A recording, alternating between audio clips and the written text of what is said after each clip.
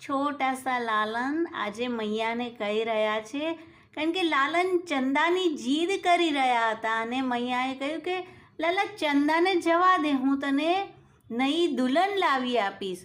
તો હવે લાલા દુલ્હની કેવી ગમે છે તેનું મૈયાને કહી રહ્યા છે કે કેવી તે હશે મારી દુલ્હની કે આપણા આખા વ્રજમાં તેના જેવું કોઈ નહીં હોય. રૂનક જુનક ઘર આવે અને જ્યારે તે ચાલશે તેના અનેક અનેક આભૂષણોનો રણકાર થશે. કરી કરી પાક રસાલ રસોઈ અપને કર લે મોહી જીમાવે.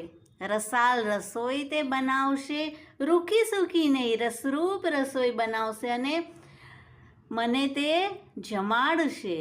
અને જ્યારે નંદ બાવા આવશે અને ભોજન કરવા બેસશે ત્યારે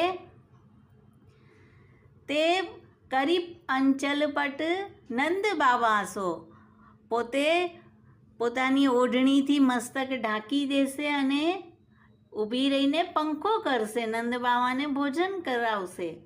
મોહી ઉઠાએ ગોદ બેઠા રે, અને મૈયા હું તો કેટલો બધો નાનો છું, તો મને તેની ગોદમાં બેસાડીને મનોહાર કરીને મનાવશે અને ભોજન કરાવશે. અને મૈયાને તો એટલી બધી હસી આવી ગઈ. કહે છે અહો મેરે લાલ કહો બાબા સો તેરો બ્યાહ કરાવે. આજે નંદ બાબા આવશે તો હું કહીશ કે હવે લાલનનો બ્યાહ કરાવો.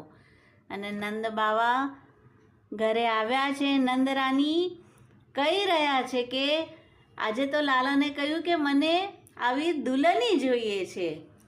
તો બંને પરસ્પર વાતો કરી રહ્યા છે અને સુખનો સમુદ્ર ત્યાં ઉપજ્યો છે. અને પરમાનંદ પ્રભુ કી બાતે સુની આનંદ ઉર ન સમાવે.